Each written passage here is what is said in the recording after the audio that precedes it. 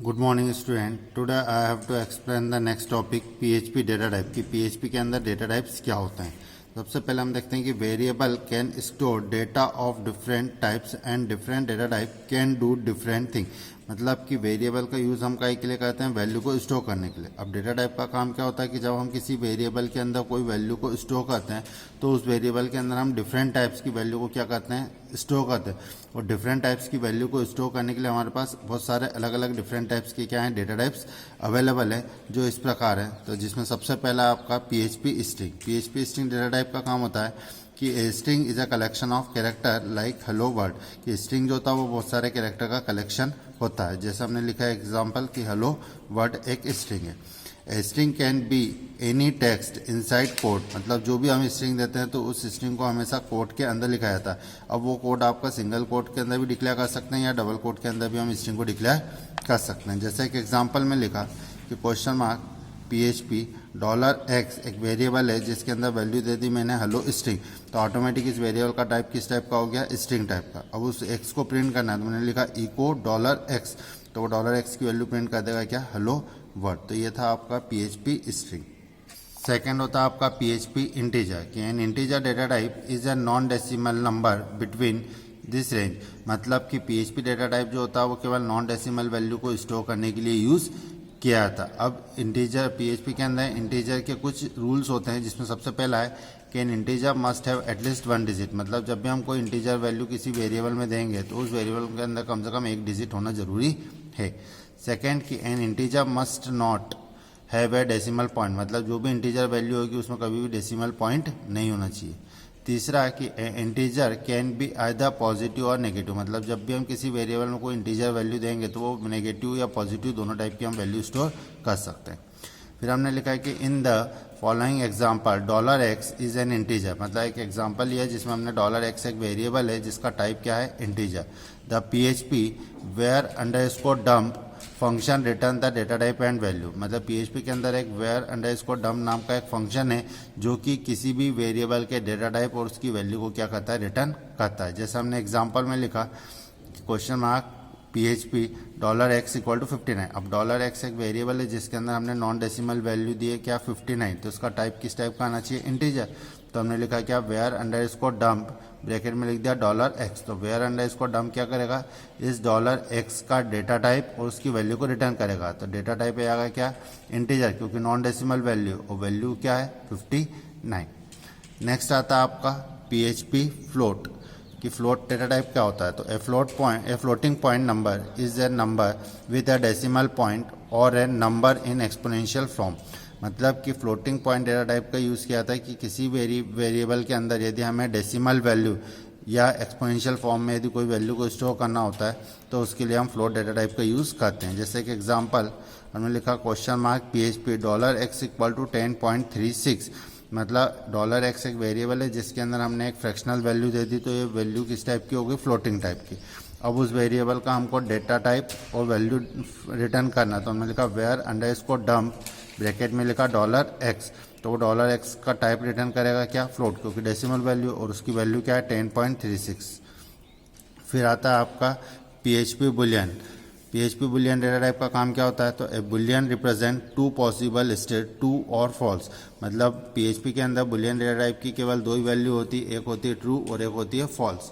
जैसे हमने लिखा कि यदि किसी वेरिएबल की वैल्यू हमको ट्रू देना तो हमने लिखा $x इक्वल टू ट्रू। फिर नेक्स्ट डेटा टाइप होता है पीएचपी अरे। अरे का काम होता है कि एन अरे store multiple value in A one single variable. मतलब कि अरे का यूज़ किया जाता है कि जब हमें एक ही वेरिएबल के अंदर सेम टाइप की मल्टीपल वैल्यू को यदि स्टोर करना होता है तो उसके लिए हम अरे का यूज़ करते हैं। जैसे एक एग्जांपल हमने लिखा कि $car एक वेरिएबल है इज एन अरे। किस टाइप का, अरे टाइप का। The PHP var underscore dump return function return the data type and value. मतलब वेयर अंडरस्कोर डंप एक फंक्शन है जो कि उस अरे के डेटा टाइप और उसकी वैल्यू को रिटर्न करेगा। जैसे एग्जांपल में लिखा हमने क्वेश्चन मार्क पीएचपी $x एक अरे वेरिएबल है इक्वल टू ब्रैकेट में यहाँ पे लिखा अरे, ब्रैकेट में हमने एक स्ट्रिंग दे दी कि वॉल्वो, सेकेंड स्ट्रिंग दे दी BMW, तीसरी स्ट्रिंग दे दी क्या, टोयोटा। अब जब ये अरे में वैल्यू स्टोर होगी तो ये 0 पोजिशन पर, ये 1 पर और ये 2 पर। अब हमने लिखा वेयर अंडरस्कोर डंप ब्रैकेट में लिख दिया $car तो वेयर अंडरस्कोर डंप फंक्शन क्या करेगा, इस डॉलर कार में जो वैल्यू है उसका डेटा टाइप और उसकी वैल्यू को रिटर्न करेगा। तो आउटपुट क्या दे देगा, अरे 3, कि किस टाइप का वेरिएबल, अरे टाइप का है, जिसकी साइज क्या है 3, जिसमें 0 पोजीशन पर जो वैल्यू है वो कौन सी है, वॉल्वो है, जिसका टाइप है क्या, स्ट्रिंग, और उसकी साइज क्या है 5। फिर हमने देखा कि 1 पोजीशन पर जो वैल्यू है उसका टाइप क्या है, स्ट्रिंग है, ये स्ट्रिंग डेटा टाइप है, उसकी साइज क्या है 3, क्योंकि नंबर ऑफ कैरेक्टर कितने हैं 3, क्या वैल्यू है, तो उसकी वैल्यू दे देगा BMW। फिर सेकंड पोजीशन पर जो स्ट्रिंग दी है किस टाइप की है, स्ट्रिंग टाइप की, जिसकी साइज क्या है 6, और उसकी वैल्यू क्या है 2। सिक्स्थ होता है आपका PHP ऑब्जेक्ट। PHP ऑब्जेक्ट होता है कि an object is a data type which store data and information on how to process that data. मतलब कि ऑब्जेक्ट जो होता है वो भी एक प्रकार का डेटा टाइप है जो कि किसी भी डेटा या इंफॉर्मेशन को स्टोर करके उनको प्रोसेस करने का काम होता है। इन PHP an object must be explicit declare. मतलब PHP के अंदर जो ऑब्जेक्ट डेटा टाइप होता है वो एक्सप्लिसिटली डिक्लेयर किया जाता है, मतलब यूजर के द्वारा ही क्या किया जाता है, डिक्लेयर किया जाता है। कब, जब हम कोई भी प्रोग्राम बनाते हैं PHP के अंदर तो सबसे पहले क्लास को क्या करते हैं, डिक्लेयर करते हैं। और क्लास को डिक्लेयर करने के लिए हम क्लास कीवर्ड का क्या करते हैं, यूज़ करते हैं, जिसके अंदर बहुत सारी प्रॉपर्टीज़ और मेथड को क्या किया जाता है, डिक्लेयर किया जाता है। अब उन प्रॉपर्टीज़ या मेथड को यदि हमको क्लास के बाहर एक्सेस करना होता है तब हम उस क्लास का क्या करते हैं, ऑब्जेक्ट क्रिएट करते हैं। कैसे, तो हमने यहाँ लिखा $PHP, एक क्लास बनाई कार नाम की, जिसके अंदर एक मेथड डिक्लेयर करी फंक्शन, मेथड का नाम दे दिया क्या, कार, और कर्ली ब्रैकेट के अंदर उस मेथड की क्या दे दिया हमने, डेफिनेशन, और इस क्लास को यहाँ पे क्या कर दिया, क्लोज कर दिया। अब इस क्लास की इस मेथड को एक्सेस करना है तो इस क्लास का हम सबसे पहले क्या करेंगे, ऑब्जेक्ट क्रिएट करेंगे। कैसे, तो हमने यहाँ पे ऑब्जेक्ट क्रिएट करा है कि $S1 equal to new car नाम की एक क्लास है जिसका ऑब्जेक्ट क्रिएट किया हमने किस नाम का, S1 नाम। अब उस मेथड को एक्सेस करना तो हमने लिखा इको $S1 एरो मॉडल। अब जैसे हमने मॉडल नाम की मेथड को कॉल किया तो उस ऑब्जेक्ट की मेथड उस वेरिएबल की मेथड को क्या, उस वेरिएबल की वैल्यू को क्या कर देगा, वहाँ पर प्रिंट कर देगा।